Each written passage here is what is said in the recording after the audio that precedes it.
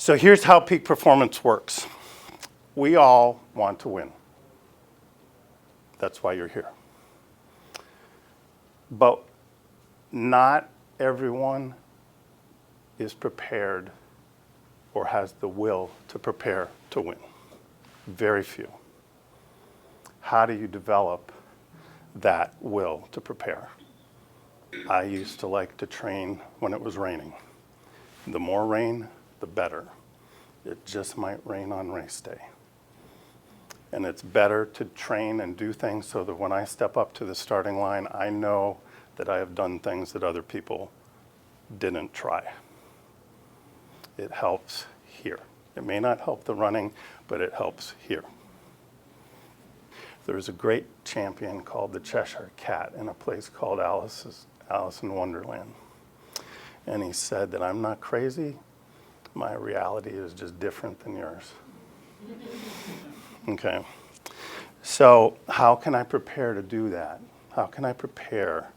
Nothing extra special when it comes to game time. Nothing. Do what you prepared. Don't try more. Don't think I've got to do more than I've ever done. It doesn't work. Do what you prepared, but prepare to do more than you thought you could do. Okay? It's really important. Most people are underactive in practice and overactive in their performance. And that's backwards.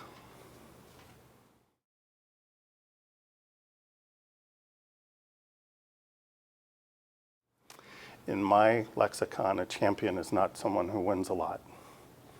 A champion is someone who is consistently able to deliver their best in key moments when they need the best. Dave Waddle ran his race. And he had the courage to stick with the plan. What happened there was that those 3 runners in particular took off. They set an exceptionally fast pace. But he ran exactly his planned pace and stuck with his plan. He had the courage to do what he planned and to execute it. And at the very last moment, it worked. So even when it looked like it wasn't working and he got farther and farther behind, he stuck with it. A champion's heart. What did he think during that race that allowed him to do that? Because his thoughts could have been, oh, I'm getting farther and farther behind. What am I going to do? What he thought was, my mother is going to be so embarrassed that I'm last. And his humor relaxed him. And in order to run fast, you have to be relaxed. So his humor enabled him to relax and run an exceptional pace in the last lap. Exactly what he planned and needed to do. So I think that in that, humor, very clear thinking, relaxation, peak performance.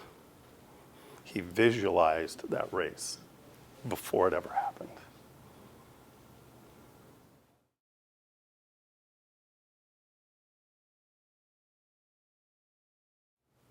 Let's talk a moment about attitude. A proper attitude is a key source for peak performance and team performance. Positive attitudes and reinforcement encourage significant improvement. They don't guarantee it, but they encourage it.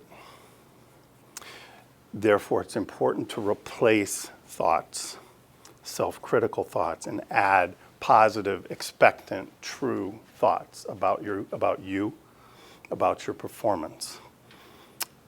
I suggest you learn and keep a list of what is true about you and memorize it.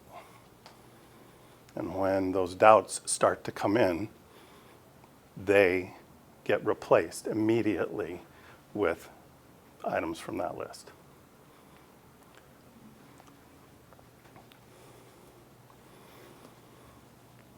Losses, setbacks, they're only temporary. You either win or you learn. You never lose.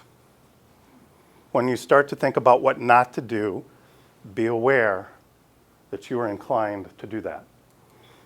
Years ago, when I used to golf, I hit a tee shot. Very nice tee shot, just happened to land in a group of geese. About 150 Canadian geese. I politely asked them to move. They did not. I approached, tried to shoo them away.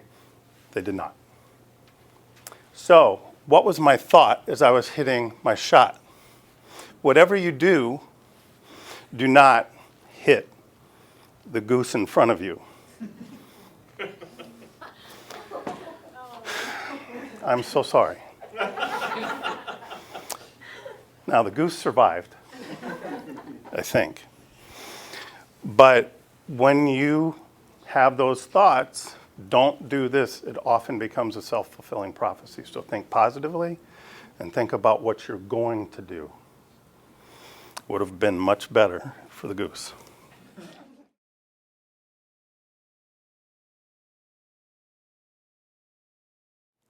During challenges, be alert to drifting off or zoning out. Pressure creates tension, and what happens when you feel that tension? You hurry up. You want to get your task over as soon as possible because you want to feel better. The more you hurry, the worse you perform. That produces more hurry and more pressure. Bad place to be. Tension kills performance. So fear, pressure produces tension. Tension kills performance. Something to be very, very alert to when you practice. So when you practice, it's important to practice under pressure. When you prepare, it's important to prepare under pressure. I used to work with a guy, freak of nature, best writer I've ever seen. And we were colleagues, advisors for different commissioners. And this was before you could take your work home with a laptop, so we were working very late at night. And I would wander down to his office, and he had a egg timer, and he would flip it. And every time the egg timer ran out, he had to have a paragraph done. Practice under pressure.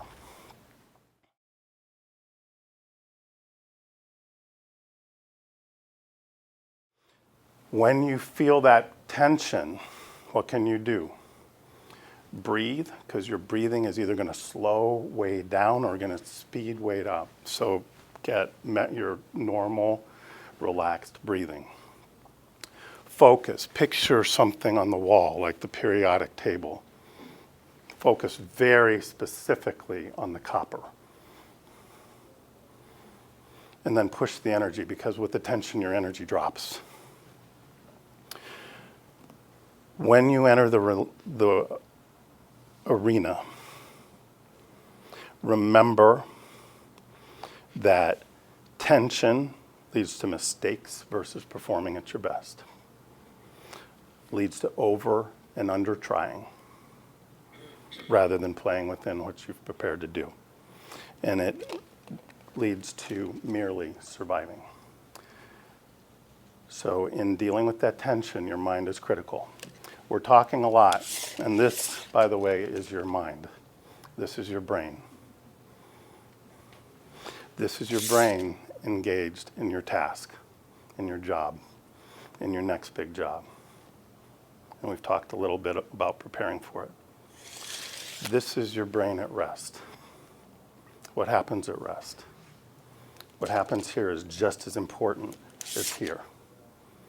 But what happens here? Normally, for most people, what happens here is fatigue, resentment, bitterness, self-pity, comparison. Feeling me? What happens here has to be replaced just as much as here. So what are you going to replace it with? I use scripture. Lots of memorized scripture. Some people use poetry.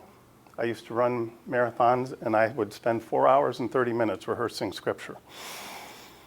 So when you are at rest, when you have a private moment, whether it's a short one, long one, you should have a short version, long version, and be able to use them, committed to memory, so that they're in your mind and in your heart, to replace those things I just rattled off. Key applications from what we just talked about. To respond to tension, breathe, focus, bring the energy. Second, prepare in the habits, the role of memory. What are you going to memorize? What is true? What are you going to put in your mind? 3, entering the arena with a clear mind and a clear heart. Notice, we do not, tension builds what? It builds mistakes, but it also builds determination. We do not enter the arena determined, ready to fight. We enter the arena to present and to offer the best we have. Today, this is what I offer. Today, this is what I have. In a week, in a month, in a year, it will be different. I trust it will be better. But today, this is what I offer. That's what we do in the arena. You may have a fourth one that you picked up out of something we've mentioned. I would encourage you, before you go out that door, have 2 things that you're going to start this afternoon. Specific, and try them. This is hard, but don't let it cause you to back off, okay? It may take some time. It won't be easy. We all face challenges, and I realize that at least some of those are painful. Some of them are deeply painful. I also realize that as people doing what you do, you likely have made great sacrifices. Believe me, I get that.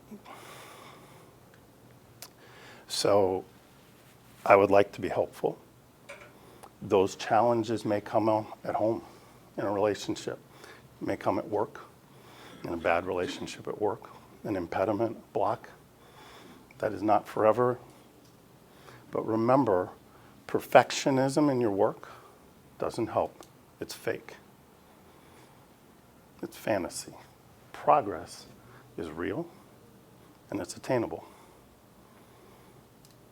So as you think about those challenges and the sacrifices, progress is the next step.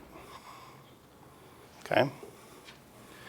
I encourage you, as you think about this, to try one more time, because you've probably already tried maybe many times. I encourage you to try one more time, decide that I'm going to go ahead and take the risk, even a big risk, that I'm going to say, I'm sorry, let's work on this together. Choose to believe that there's a way through what may look to you like very, very deep waters, and find the strength to have the hope to keep going. So press on. Keep pressing on. Thank you.